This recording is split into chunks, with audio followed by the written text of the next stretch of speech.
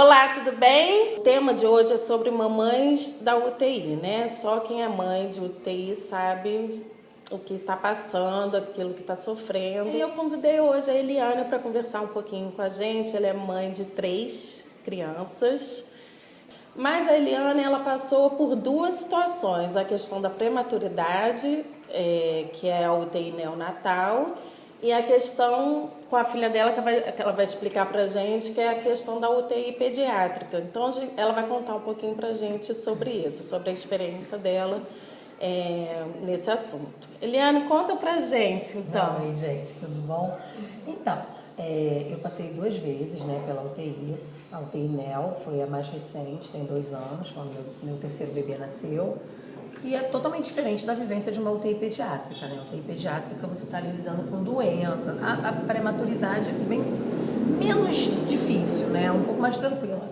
A questão da UTI pediátrica, você lida, além da doença do teu filho, que você está ali, que é um momento tenso, é um ambiente hostil, você sofre também com a vivência de tudo que você vê ao redor, né? É um ambiente muito tenso. A Rafaela tinha 2 anos, ela começou no Dia das Mães, com um vermelhinho no pescoço. Bem no Dia das Mães. E ela é a sua primeira? Não, ela é minha filha do meio. O Guilherme tem 14, a Rafa hoje tem 7 e o João tem 2. Mas a Rafa tinha 2 anos e ela começou com um vermelhinho no pescoço que a gente achou que fosse uma alergia, uma reação, algo que ele tinha comido numa festa na noite anterior. E a gente... liguei pro pediatra, o pediatra dá antialérgico. E aí, isso num domingo. De domingo a segunda, o quadro foi evoluindo muito feio. Ela começou a ficar com a pele muito feia, muito áspera. Começou a formar umas bolhas pelo corpo da Rafaela. E aí, isso a gente já tinha batido em 3 emergências. Tinha recebido vários diagnósticos. Diagnóstico de impetio, uma série de diagnósticos. E aí a gente já estava na quarta-feira, de domingo a quarta, a gente já estava com um antibiótico super potente, de última geração, e o antibiótico não fazia efeito, né? E aí ela começou a apresentar um quadro assim, de prostração muito grande, a pele dela já estava como se fosse uma queimadura no corpo inteiro. Até quando a gente deu entrada na emergência, o médico desconfiou de uma síndrome chamada síndrome da pele escaldada, e a gente não sabia o que era.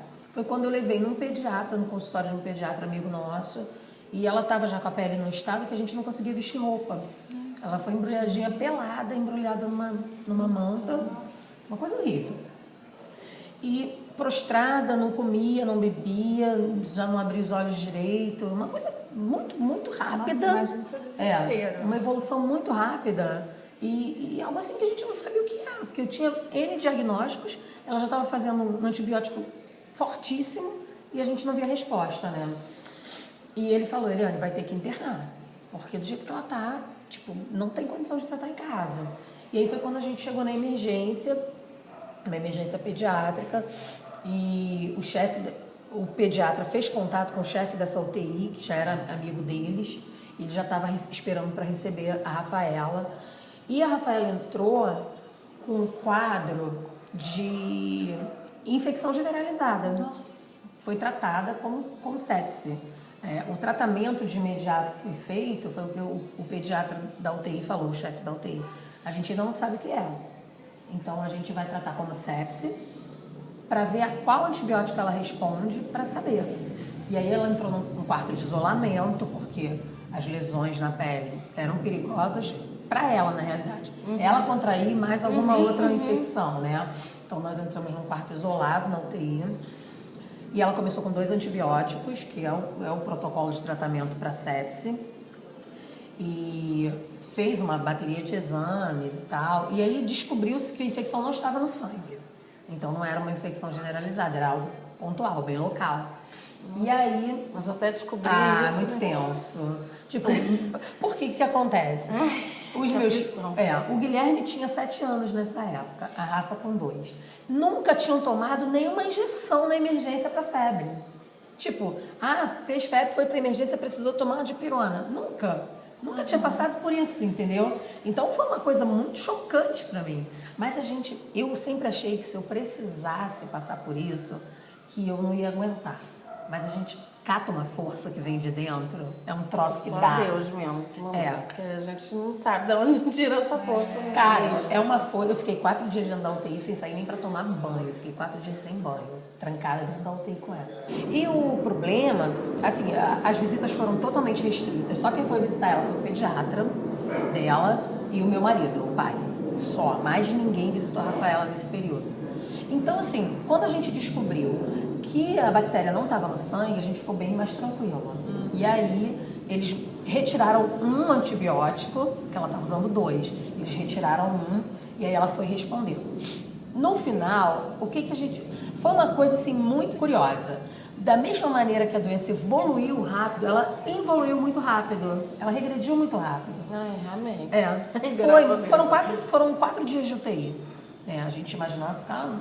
Porque quem olha assim pensa, cara, do jeito que ela ficou, a pele dela ficou, ela trocou de pele da cabeça aos pés. Ai, pelo amor de Deus. Foi muito, muito, muito complicado. Gente, a pele é um órgão maior que existe no corpo da gente. Então imagina isso tudo Num bebê de 2 anos, né? que não entende. Num bebê de 2 anos. Que não entende. Ela tomava medicação para dor o tempo inteiro. Era tudo muito regulado, muito certinho. A gente controlava tudo. E o que aconteceu com a Rafaela foi o seguinte: descobrimos que ela teve uma infecção na pele por Staphylococcus. É uma bactéria que está na pele da gente e que por algum motivo ela entrou. Aí a gente vamos fazer o histórico. Entrou pro organismo. Pra dentro da pele. Ela fica lá de fora. Tem picada de mosquito, pode ter entrado por uma picada de mosquito. Alguma porta se abriu na pele que permitiu a entrada dessa bactéria. Só que a Rafa não tinha nada. Não tinha arranhão, não tinha picada de mosquito, não tinha nada. E eu me recordei que há uns 10 dias antes, ela ganhou uma mordida de um bebê. A única coisa que eu imagino que possa ter sido foi isso, a mordida do bebê, que cortou. Ela ganhou na bochecha, uma bitoca, ganhou uma bitoca e ficou cortadinho com os dentinhos. Eu só consigo imaginar isso. Os médicos dizem que pode ser, como pode não ser. Enfim, de acordo com o médico da UTI, essa mesma bactéria é aquela bactéria que, quando contraída dentro do ambiente hospitalar, causa aquelas infecções generalizadas, que morrem 3, 4 na UTI por infecção. A CTI está contaminada. Então, é esse tipo de bactéria. E quando essa bactéria vai para o pulmão, é a bactéria daquelas pneumonias que a gente não consegue curar na criança. A criança fica produzindo, e às vezes tem até que drenar e tal. Então, assim, dos males eu acredito que foi o menor. Não, graças a Deus. Porque não foi para pulmão, não foi, né? Não evoluiu a coisa. Não. E ele disse que... Quer dizer, evoluiu para pele, mas não foi para outro órgão. Não atingiu um órgão vital, né? Eu acho que o perigo seria atingir um órgão vital. A partir do momento que você pisa dentro da UTI, você começa a fazer parte, assim, de uma tribo de mães que se apoiam, de mães que... Olha a rede de apoio aí, de novo, que a gente sempre bate, né, nessa tecla, né, Amanda? Mas que é extremamente fundamental, né? Fundamental, porque ali a UTI pediátrica, então, que lida com todos os tipos de doença, lida com criança acidentada, você lida com crianças com diagnósticos que não estão fechados ainda. É muito, muito, muito difícil. É um ambiente muito... Eu ainda tive a sorte de ficar num quarto isolado, porque eu trancava a porta e eu ficava ali quietinha, tentando me recuperar de tudo. Quando a Rafa dormia, eu tentava me recompor, sabe? Eu chorava, eu extravasava, eu lia muito, eu buscava muito apoio na leitura e tal. Então, eu tentava me recuperar. Agora, quem está ali dentro daqueles boxes... Você está separado de um quarto de uma criança está morrendo, e você está separado só por uma cortina, é muito triste. Nossa Senhora. Energia. É uma energia muito pesada, entendeu? E é um ambiente que não dorme, que a UTI não para, não tem silêncio dentro de uma UTI. Se você não tiver relógio, você não sabe se é 2 horas da manhã, se é 11 horas da manhã, entendeu? Porque os profissionais têm que trabalhar o tempo inteiro, os aparelhos ficam ligados o tempo todo. E você não dorme, você não descansa. É full time ali, plugado naquilo, né? É uma situação muito complicada. A UTI, eu costumo dizer que esse processo que eu passei com a Rafaela serviu muito mais para mim do que para ela. Porque ela não lembra de nada. Mas eu não consigo esquecer. Eu fiz um diário de tudo que eu passei lá. Eu tento passar, tá tudo são 5 anos, né? Eu fui escrevendo em folhas de papel, que eu ia pegando e escrevendo. Eu já tentei passar limpo umas 3 vezes, mas eu não consigo. Eu me emociono, eu choro e eu sofro muito com isso ainda. É uma experiência que eu não desejo a mãe nenhuma, sabe? Ninguém merecia passar por isso. Porque as crianças são fortes, as crianças superam, né? Mas a gente não. Eu peguei um aprendizado disso tudo para mim, eu vivo isso tudo dentro de mim, muito ainda, mas ainda me entristece muito passar tudo que eu passei, sabe? É uma marca que vai ficar para a vida toda. E aí, quando eu caí na UTI de novo com o João, 3 anos depois, a prematuridade. Mas eu não sabia, o registro que eu tinha de UTI na minha mente era um registro de UTI de doente.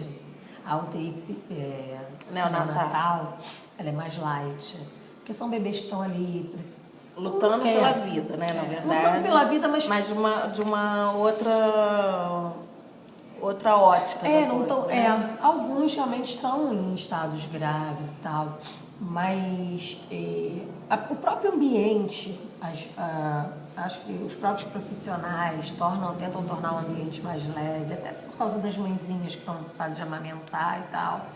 E a UTI NEO, algumas crianças estão lá esperando ganhar peso, só crescer um pouquinho, amadurecer, né?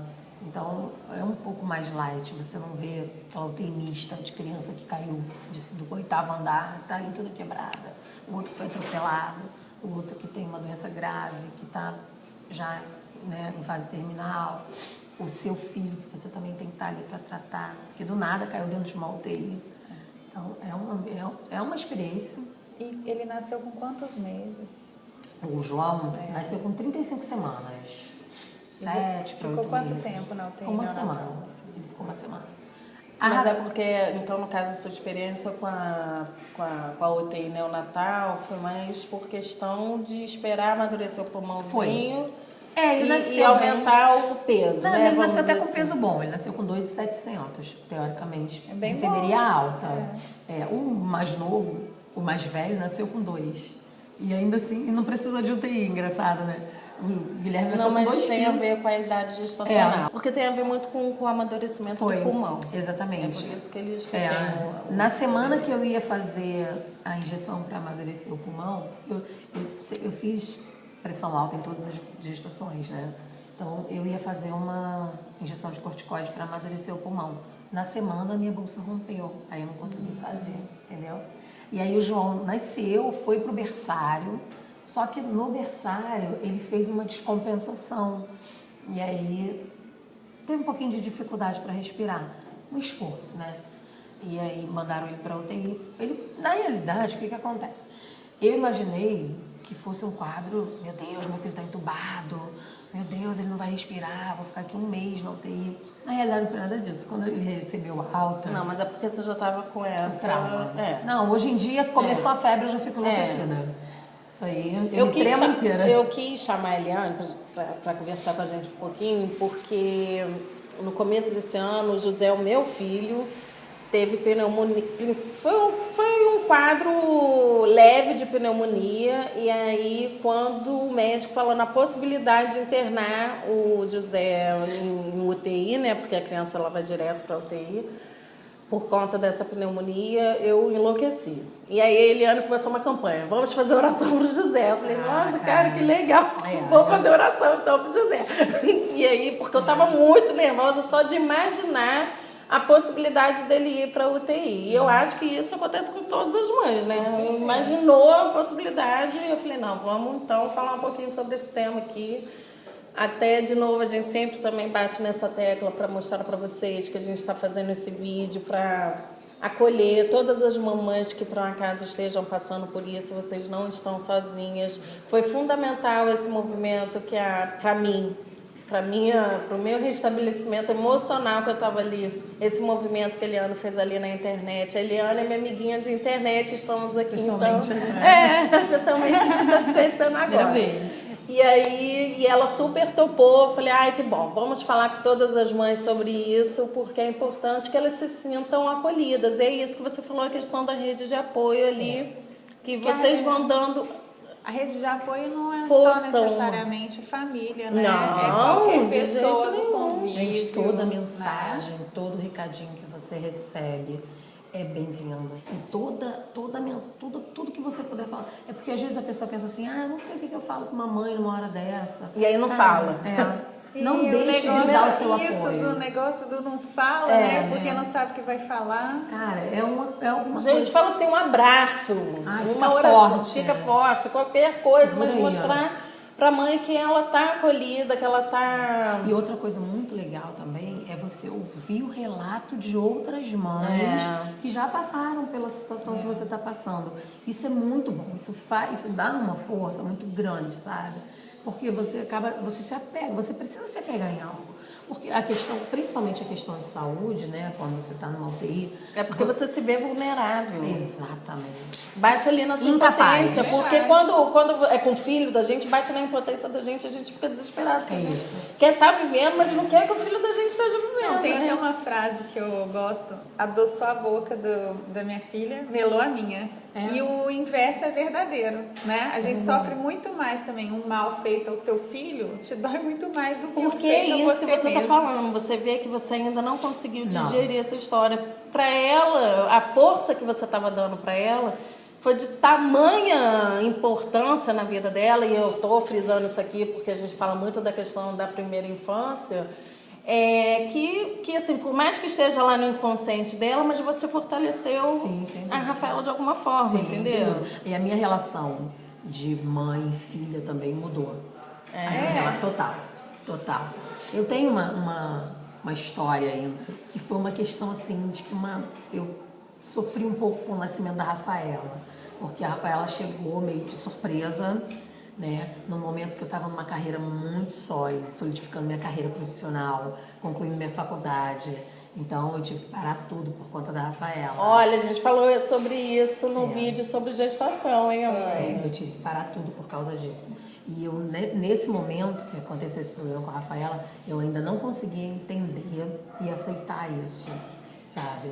Então, eu meio que dentro de mim, eu responsabilizava a Rafaela pelo meu fracasso profissional. Sem querer, eu acabei fazendo isso. Mas não é você não, tá, amiga? Você e várias outras pessoas. Normal, hoje eu sei que isso não, essa é acontece. normal. Então, E, assim, gente, é bom assim, você estar falando até pra desmistificar isso. Não, tem que esse quebrar tabu. esse paradigma. Tem que acabar com isso. Porque aí, o que acontece? A gente... Claro que a gente ama os nossos filhos, né? Mas você acaba se culpando, achando que você é uma mãe ruim e você não consegue se livrar. É um misto de emoção, de uma coisa que acontece na tua cabeça. Tipo... Chama ambivalência, aquilo que a gente falou no nosso vídeo sobre a gravidez. Eu amo a minha gestação. filha, mas ela me Exatamente. atrapalha.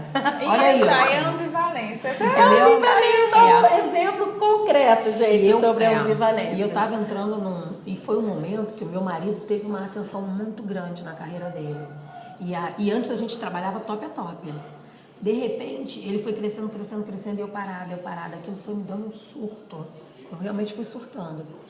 E eu comecei a transferir para a Rafaela a culpa disso.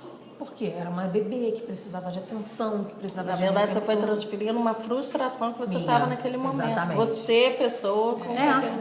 Foi o que aconteceu. E essa caída dentro da UTI... Te fez repensar tudo. Tudo. A vida tem É, essas que coisas, né? a gente Por isso que eu falo que eu muitas aprendi mais do que às vezes eu sinto que esse processo foi para me ensinar, sabe? Eu acho isso. Você sabe Mudou que totalmente. Eu acredito também nessas coisas. Eu acredito que esse processo todo aconteceu mais para eu aprender, porque eu não sei até que ponto isso ia chegar. Porque o sentimento da possibilidade da perda te fez repensar tudo Não, que você é avaliar minha vida. São vários reavaliar sua sentimentos que vida. vêm. Vem o medo, que é o medo da perda. Vem a impotência, A porque é culpa. a culpa. A impotência também é algo que... Porque eu sou muito centralizadora. Eu gosto de controlar tudo, eu gosto de ter tudo muito cronometrado na minha vida. Não gosto de imprevistos. E de repente eu me vi caindo dentro de um lugar onde a única coisa que eu podia fazer era sentar e esperar. Eu tinha que esperar o antibiótico fazer efeito, eu tinha que esperar o resultado dos exames, eu tinha que esperar o corpo da Rafaela responder. Então, e foi o mesmo caso da UTI, nela. Por quê? O João entrou na UTI precisando de 24 horas só de um oxigêniozinho no nariz. Só que depois que ele começou a respirar sem o oxigênio, eu não podia arrancar ele dentro da incubadora e levar. Não, eu tinha que esperar. Depois que entra dentro, um recém-nascido entra numa UTI, existe todo um protocolo. Então ele já mamava no peito, ele já estava fora do da incubadora, mas eu tinha que esperar resultado de exame, resultado de ultrassonografia, resultado de ecocardiograma. Eu tinha que esperar todo esse processo, eu tinha que esperar a fonoaudióloga dar alta para ver se ele estava mamando direitinho, entendeu? E aí você fica ali e fica, meu Deus, e agora? Eu não sou ninguém, cara. Você vê que você não é ninguém e que você sempre depende de alguém, sabe? Eu acho que isso assim... Me reconstruiu, desmoronou aquela Eliane autossuficiente, aquela pessoa que achava que controlava a vida de todo mundo, que controlava a sua vida. Eu vi que eu não sou ninguém, eu dependo sempre, a gente sempre vai depender de alguém. É traumatizante, A dor costuma ensinar mais até do que a alegria, né? A gente aprende mais na dor, talvez. Eu, pelo menos, acho que pra mim a dor me ensinou muito, muito. Depois de tudo isso que aconteceu, eu dei uma parada com a Rafaela, parei tudo que eu fazia e falei, cara, agora eu vou me dedicar só aos meus filhos. E aí fiquei nesse processo de me dedicar. Quando ela começou a crescer, com 3, 4 aninhos, foi pra escolinha, e aí eu comecei a investir em outras coisas, abri uns negócios. E engravidei do João, no susto de novo. Eu adoro engravidar no susto. Agora acabou. Fechamos a fábrica. E aí eu falei assim, cara, eu não vou surtar dessa vez. Dessa vez eu não vou pirar, vou conduzir. Mas porque você já tinha passado pela experiência. Exatamente. Falei, dessa vez eu vou parar e vou curtir a minha gravidez, porque vai ser a última. Eu vou curtir essa gravidez até o final. Vou parar tudo que eu tô fazendo, vou cuidar só das crianças e cuidar de mim. E foi o que eu fiz. Cara, curti a minha gravidez, assim, foi a gravidez que eu mais curti. Deixa eu te cortar só um pouquinho. Olha que interessante esse relato que ela tá falando pra gente. Cada gravidez é uma gravidez. Cada sintoma é um sintoma, cada amamentação é uma amamentação e cada maternidade é uma maternidade, cada filha... Outra coisa interessante... Porque a gente falou no vídeo da Paulinha, né? No vídeo da Paulinha também a gente falou isso, porque ela falou da questão da amamentação do primeiro para o segundo filho. Eu não amamentei os 2 primeiros filhos.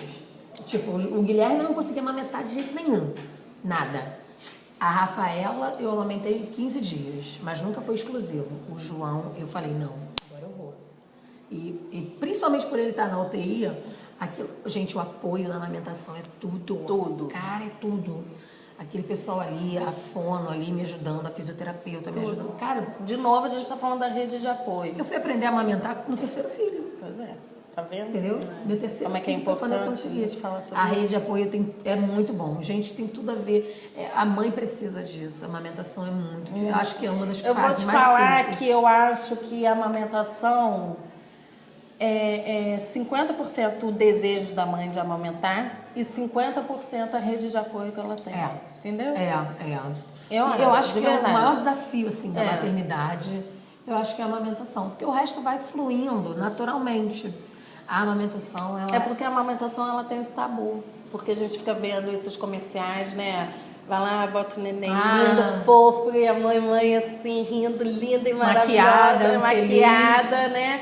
E a amamentação rolou. É um processo. Mas muitas vezes também. Muitas vezes mas muitas vezes não muito tranquila. Peguei a Duda, coloquei e amamentei Você não teve nem rachadura, não né? Nada. Quando o João tinha uns 4 meses, eu estava já me sentindo improdutiva, né? Porque a pessoa que é acostumada a fazer, a trabalhar, a estar ativa, ela até segura um tempo legal. Daqui a pouco a coisa começa a pirar, né? Porque 4 meses eu ainda estava muito trancada dentro de casa com o João. E aí eu criei um grupo no Facebook, que eu acho que foi através de lá que a gente se conheceu. Um grupo de mães e grávidas. E aí ali eu comecei a trocar experiências, indicar serviços. E dali do grupo surgiu uma possibilidade de eu começar a produzir eventos relacionados à maternidade e ao mundo infantil. E aí eu criei uma feira infantil. Olha, que legal. É muito legal. Uma feira infantil se chama O Fuxico. Hoje ela chama-se O Fuxico Feira Familiar. A gente tem 1 ano já de feira, a gente já está na terceira edição. A última edição aconteceu no Boulevard Olímpico. Foi maravilhoso, que foi fino. muito legal. Muito legal. A coisa cresceu, assim, eu acabei recebendo outros sócios. Ela começou com uma feira infantil, voltada totalmente para o público infantil. Hoje ela é uma feira familiar. O objetivo da gente é o quê? Reunir a família para um dia de compra, lazer, de convívio. Né? Então lá dentro da feira tem comércio, as pessoas A vão, gente, expositores. Principalmente mães empreendedoras. Principalmente. O grupo dela tem quase 8 mil mães, cara. O nome do grupo chama Mães, Pais e Grávidas. No Facebook. Ela acrescentou o papai, tá vendo? Gente, inclusive, um tema que a gente quer fazer, a gente já vai até dar a introdução aqui.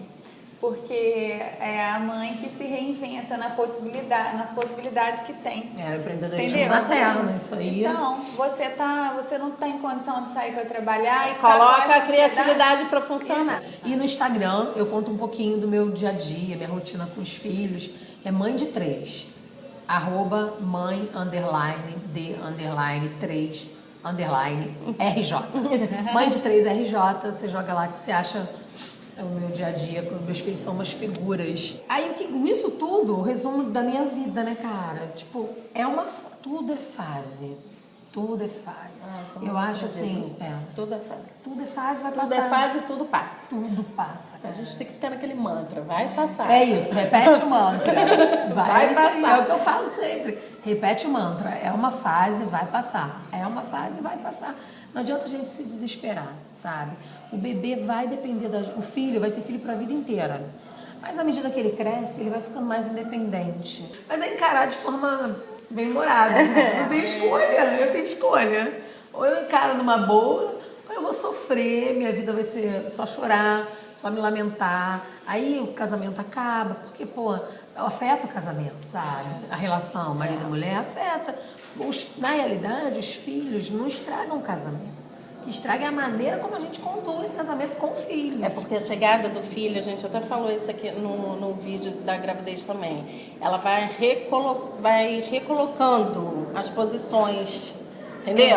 Você deixa de ser filha para você se tornar mãe. Você deixa não que você deixa de ser mulher, mas você é mulher, mas agora você também é mãe. E muitas vezes a mulher esquece que ela é mulher para se tornar sua mãe. Aí é que o negócio muda de figura na hora do casamento, entendeu? Não é? Influencia bastante. E eu tô aí com 3, meu marido. Tô esperando, cada dia. Trabalhinho de formiguinha, né, cara? É um dia após o outro. É isso, acho que... Gente, então é isso. Se você gostou desse vídeo, se inscreva lá no canal YouTube Corujona e também venha curtir a nossa página Corujona no Facebook, tá? Olha, Eliane, muito obrigada, tá? Eu que te agradeço. Você ter recebido a gente. Obrigada mesmo, tá? Muito obrigada. Vamos falar, vamos conversar, vamos falar. Obrigada a vocês também por estarem seguindo a gente, terem assistido esse vídeo. E quem sabe você é a próxima, ou próximo, né? A gente tá doido para um papai vir aqui dar o seu relato pra gente da sua paternidade. Então tá bom. Beijo. Tchau. Tchau, até o próximo vídeo.